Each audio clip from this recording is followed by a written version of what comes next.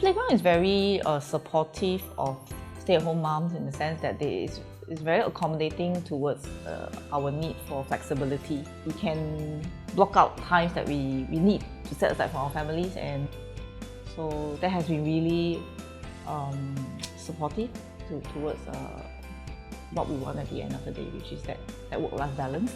We have gone online mainly, so we explored how we could conduct cooking classes online. Oh, the main difference is time saving for me. It's like, wow, I don't have to commute. And for the case of an online class, we don't have to bother with the preparation part and the clearing part because that's done by the student on the other side, right? So we just need to focus on the actual class itself. So the duration is very much shorter.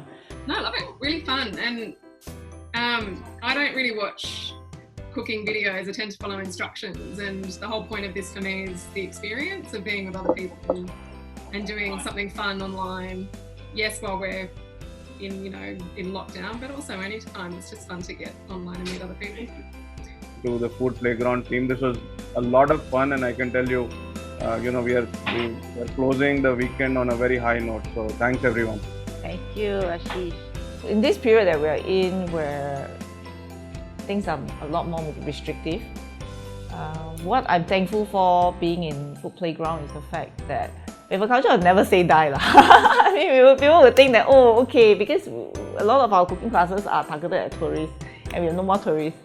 How do we sustain ourselves? And yet, time and again, we manage to find ways to keep things going, to keep the business going, to keep us as a group in Food Playground going. I'm really thankful for that.